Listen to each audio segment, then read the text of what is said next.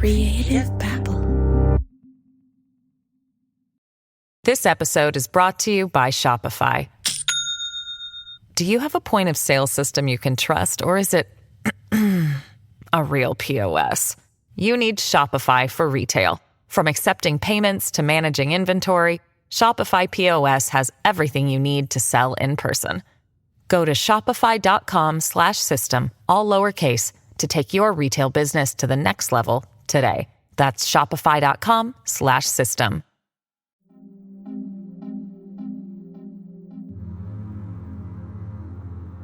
All right, before we get started, I want to warn you that this story contains graphic descriptions of pregnancy loss, sexual violence, and emotional abuse.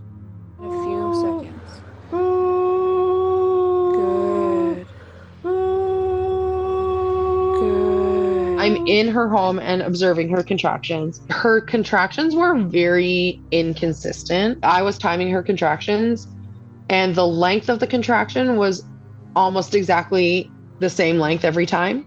Seanna Hayes is a doula out of London, Ontario, Canada, and she's helping her client, Kaitlyn Braun, breathe through her contractions. One would be 7 minutes apart, and the next one would be 3 minutes apart, and then the next one would be 10 minutes apart.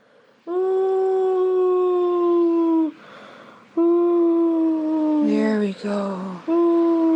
Ride the wave down. Good job. Kaitlyn says that she is 41 weeks pregnant, but for some reason, she did not want to go to the hospital. Seanna, the doula, managed to convince her to go. She wouldn't get out of the car, and then I kept saying to her stuff like, I'm not delivering your baby on the grass outside the hospital. I'm not delivering your baby on the sidewalk outside the hospital.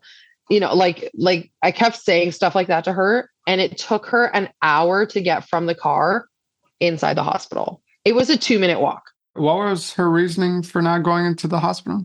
So she didn't want to go to the Brantford hospital because the assault that resulted in this pregnancy happened outside the emergency doors at Brantford Hospital. That's what she told me. That she got sexually assaulted outside of the hospital? That's what she told me. So that's why she didn't want to go to the Brantford Hospital. Seanna, the doula, didn't quite know what to do. I mean, her job is to be kind and understanding, but she was frustrated. She understood that her client, Kaitlyn, suffered trauma at the hospital, but they were so close. If only she could take a couple steps in, she could get the care that she needs. So Seanna came up with another idea. Why don't we just drive to a nearby hospital in Cambridge? When we got to Cambridge Hospital on the Saturday night, she played up the trauma card, right? She really played up that she was really, really afraid of going to the hospital. She was really afraid of getting any kind of vaginal exam. She was really afraid of people touching her when she didn't want to be touched. At one point, when we were still trying to make our way inside the hospital, I was saying to her, like, these are nurses, like, they're going to care for you. They're not going to hurt you. I'm going to be there to advocate for you as well. Saying like reassuring stuff like that. And then she told me that it was a nurse who had sexually assaulted her outside the emergency doors at Brantford Hospital. You finally convince her to go inside the hospital. And we finally get inside the hospital. We go into triage. So it's OB triage. So at this point, I'm thinking, okay, labor has stalled. She hasn't had a contraction for an hour and a half or something. And then they have shift change. And a new nurse comes in and tries to find her a fetal heart rate again. And she's like, the tracking looked fine. I just want to see for myself. And she couldn't find a fetal heart rate. Now, that's also not completely out of the ordinary, especially for somebody who's overweight. It can be hard for those monitors to catch a fetal heart rate. So the nurse is looking for the heart rate, and I'm reassuring her that, like, this is okay. It doesn't mean your baby's in any kind of distress. Like, sometimes these monitors just don't work very well. And then so the OB leaves. And then we kind of were just waiting for a while. That OB had to go into an emergency C-section. So that takes about an hour. So at one point, Kaitlyn says to me, if they're not here by 8:30, I'm leaving. And I looked at her. I looked at the time and it was 8:24.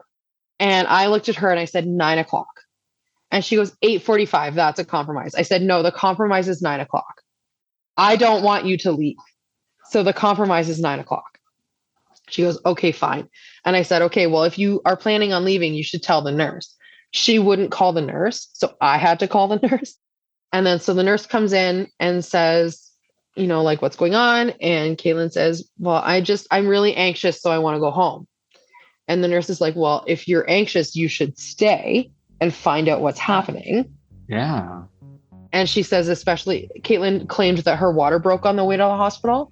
So the nurse said, especially if you think your water broke, you really need to stay and get checked. And Kaitlyn said, well, I don't think it actually broke. I think I was just feeling a weird pressure.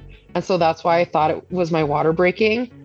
No one in the history of waters breaking has described it as a weird pressure. So that's not like... I've witnessed it. Yeah, it is quite dramatic. Yeah. That's not how you would describe your water breaking. So that was kind of a weird red flag near the end there. But the nurse was like, okay, well, we're still going to want to check you to make sure that it didn't break. Basically, the nurse convinces her to stay. The OB comes back in with the bedside ultrasound machine and a student and the nurse. As the OB is like leaning the bed back to get a better access to her belly, Kaitlyn says that she's nervous. And I kind of thought, I was like, this is such a weird thing to be nervous about. Like, it's an ultrasound. It's not invasive. Like, you're going to see your baby. Like, normally people are pretty chill about that, right? So the OB starts doing the ultrasound and I look at the screen and there's no baby there. Yeah, that's right. There's no baby. It's not a stillbirth. Her womb was completely empty because Kaitlyn Braun was never pregnant to begin with. Yeah, she faked the entire thing. But the question is, why? And the doula, Seanna Hayes, wasn't Kaitlyn Braun's only mark. There are reports of 50 to 60 doulas targeted. I'm Javier Leiva, and this is Pretend. Stories about real people pretending to be someone else.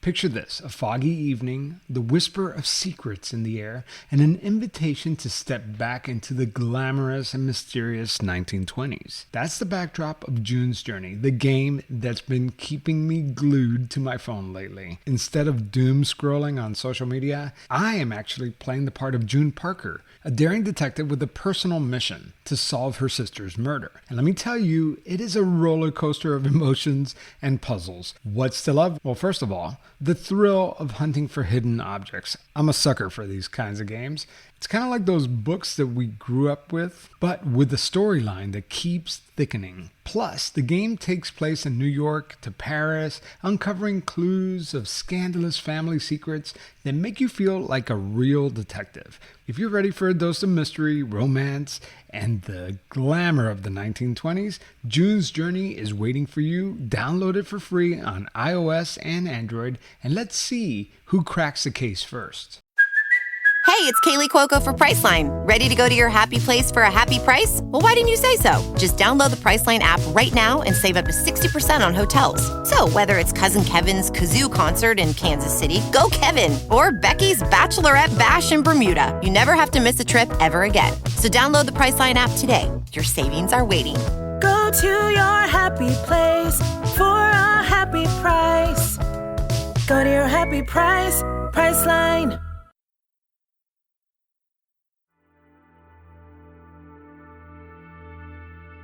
We were at the hospital and They did a bedside ultrasound in front of me. I saw that there was no baby. The OB told her there was no pregnancy and told her that all there was in her uterus was an IUD. So that's how I found out that it was a lie. Oh my God. And there's no like looking for the baby at that point. Like the baby is there. It's obvious. It's, but there was no baby.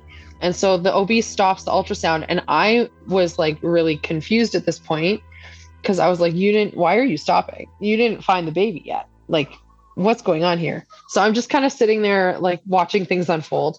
And the OB sits down on the bed next to her and says, Kaitlyn, I'm so sorry, but there is no pregnancy. And she says, the imaging that you got done in Hamilton 3 weeks ago also shows no pregnancy. She says, the only thing in your uterus is an IUD. And so the OB offered to have psychiatry or social work come to talk to her, and she declined. I was like taken aback that she would say no to that, because obviously something's going on here. Like, wouldn't you want to talk to somebody? What was going on through your mind at this point? So at this point, I didn't know what I was dealing with. I didn't know if she was completely lying and fabricated everything, or if this was like they call it like a hysterical pregnancy, where you believe so strongly that you are pregnant that your body starts to reflect that. You can even start lactating if you believe strongly enough that you are pregnant. And so I was like, I don't know if maybe she believed that she was pregnant, and so that's why all of this happened. At this point, I was like, okay, I have a decision to make. I can either potentially show a lot of compassion to somebody who really doesn't deserve it, or I could be a huge jerk to somebody who is going through a real medical event and feels as though they just lost a baby. And so I decided to make the decision that I could live with.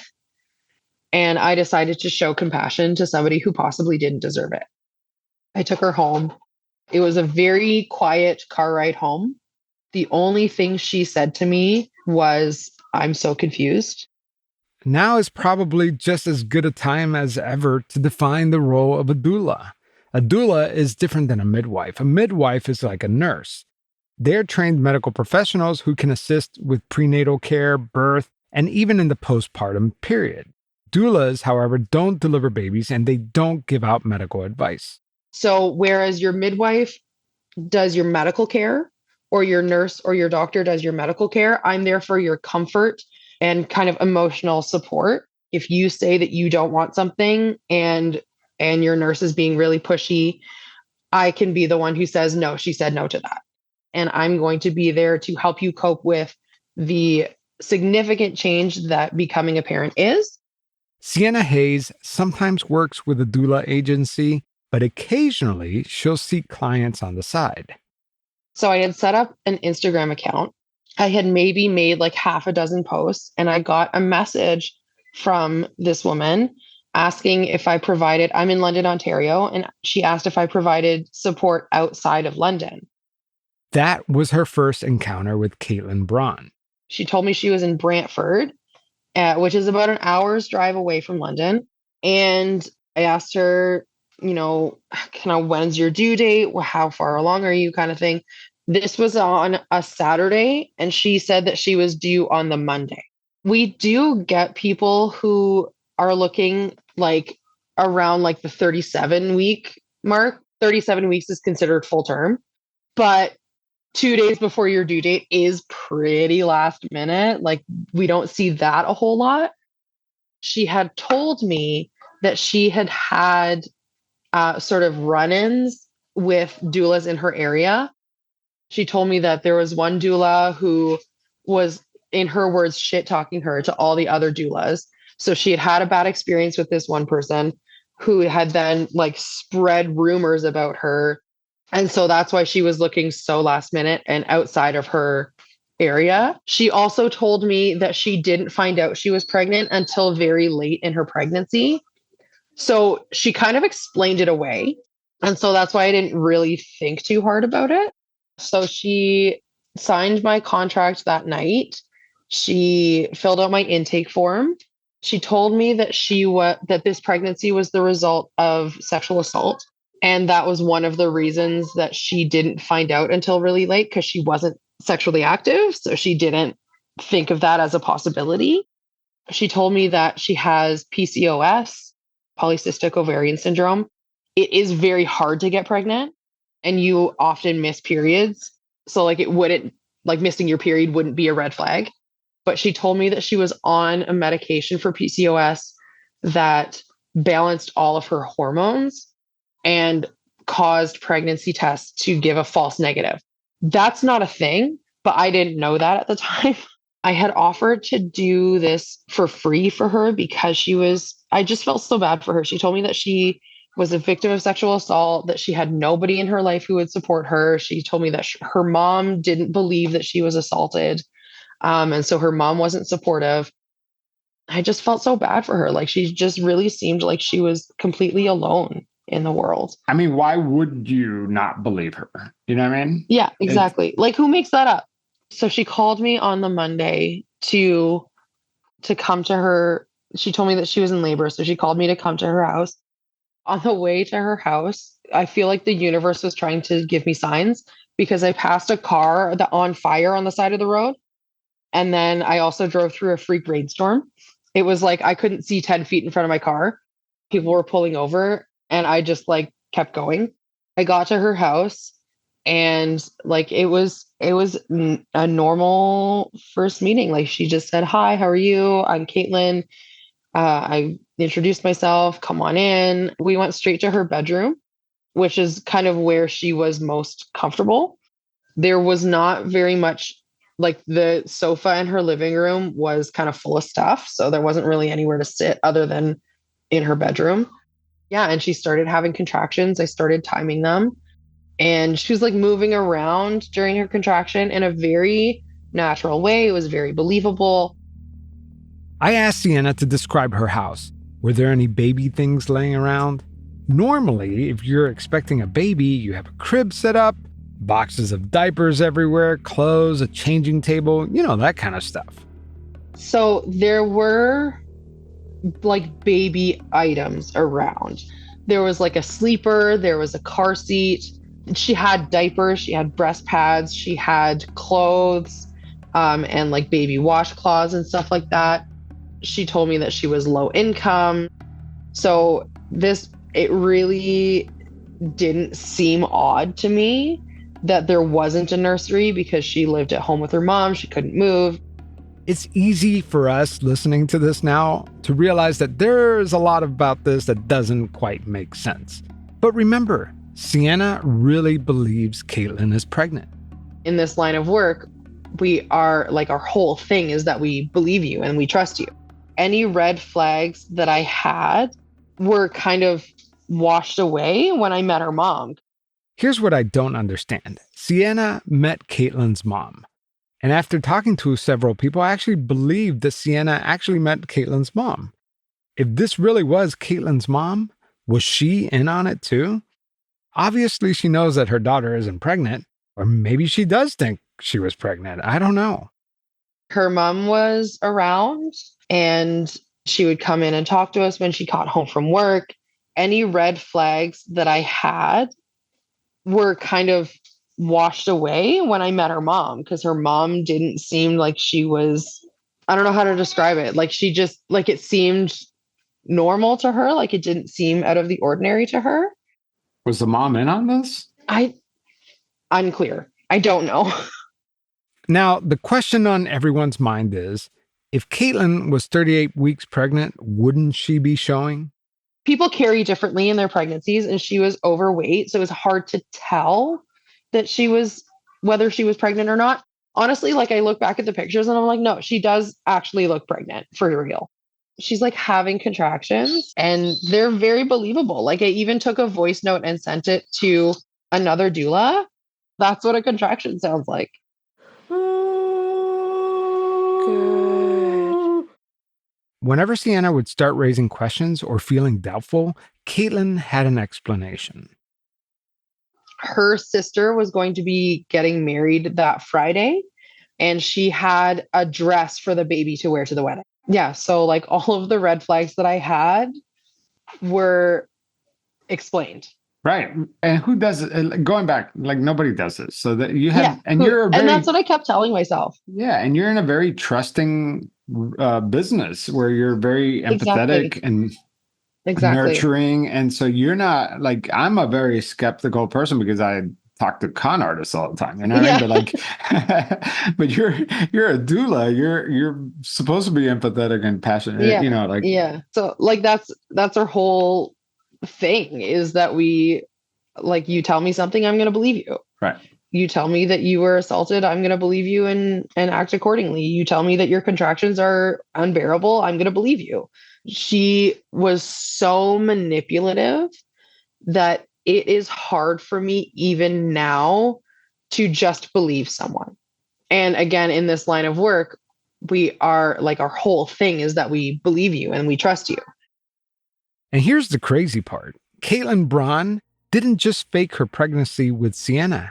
She reportedly pulled these elaborate pregnancy scams with almost 60 other doulas in and around Ontario. I think it was October. There was a post on a doula Facebook group. Somebody had said that this person had hired them for a stillbirth in Guelph. They were at an Airbnb and they were 37 weeks pregnant and things were just not quite lining up. Can I get some insight on this or whatever? So my mentor saw that and she was like, red flag immediately. So she messages this person and says, is the client's name Kaitlyn Braun? And she said, yes. And my mentor says, okay, you need to talk to Seanna. So I talked to this doula and I said, listen, I'm pretty sure she's not pregnant because when I saw her, she had an IUD, but I truthfully can't guarantee that she's not pregnant at all. But I can guarantee you that she is not 37 weeks pregnant. That's impossible. Kaitlyn had sent this doula $700. And so the doula returned that $700 and said, I'm cutting off support. And Kaitlyn responded with something to the effect of like, well, just because other doulas don't believe me, I'm not worthy of support. And the doula was just like, I'm not getting into that. Like, we're done here. And there was another post in a doula group saying, if you get contacted by somebody by the name of Kaitlyn Braun, do not support her. She's not pregnant. So she makes a group chat. Within an hour, I think we had 12 people in that group chat. And then they just kept coming, like constant stream of new victims. And then it would be like a couple days would go by and we would find a new victim. And a couple days would go by and we find a new victim. It is very strange. And there's not an obvious motive here. Like, what was she? Yeah. Was she trying to rip you guys off or like get, you know, I don't know. Like attention? she did pay some of the doulas she paid. Really? Some of the doulas she agreed to pay and didn't. Some of the doulas, like myself, agreed to work for free. When you look at the timeline of who she victimized and when, there's almost no gap in between victims. So she just constantly wanted somebody. It's almost like a narcissistic thing where she just needed somebody to be telling her that she was good and telling her that she was doing a good job and telling her that she was safe and being cared for. You know, like I honestly don't really know what the motive was. There could very well have been a sexual component to it. Some on Reddit say that Kaitlyn Braun has a birthing fetish. Others claim that she is seeking attention, almost similar to Munchausen syndrome. There was one victim that I got in contact with who was in the States, and she was right before me, like the week before I was there. She was supporting Kaitlyn. And at one point, Kaitlyn video called her and like propped the phone up on her dresser or something, and then sat down on her bed and like made to give herself a cervix check, which you can check your own cervix. But like, if you're not pregnant, why would you do that? Other than to just like voyeurism or something, right? So the doula kind of just like covered the screen and she was like, "Oh, I'm just going to give you some privacy." And Kaitlyn said something to the effect of like, "Oh, is my body shameful to you?" or something along those lines. So like really trying to manipulate this doula into watching her give herself a cervix check. And some of the other doulas, like she had gotten completely nude and gotten into the bath and then pretended to be like really faint and need help getting out of the bath. With almost everyone who was with her in person gave her a massage while she was naked. So it very much seems like there was some sort of sexual component to it. There were people who supported her remotely who like the story is insane enough that I don't even know that I know the whole story at this point. You know, it was really, really just so bizarre. And so it's like the word that I keep coming back to is like it was a mind fuck. Sorry for swearing, but like, no, yeah. like That's it what was. it It was just like it completely messed with my mind, and I still can't even really make sense of it. Since Kaitlyn Braun was exposed, many doulas have come forward. This is my experience with this whole doula scam thing that you may have heard of. It's been crazy finding out how many other people, not just doulas, that she has affected and traumatized. I am certainly one of the people that she has traumatized. I'm still very angry. I'm still very hurt and upset. I still feel very violated. I'm angry at her for the trauma that she has caused so many individuals. Next time on Pretend, I'm talking with another doula who had a completely different experience with Kaitlyn Braun. If you want to listen to part 2, it will be out on Patreon and Pretend Plus on Apple Podcasts as soon as it's ready. Of course, you could always listen to the show ad-free on both platforms and get early and bonus content. So I would love it if you could support the show. It's kind of like buying me a cup of coffee to keep this thing running. That's it for this week. This episode was written by me, Javier Leiva. It was also produced by Jamila Huxtable and edited by the talented Punith Shenoy with the Podcast Pundits.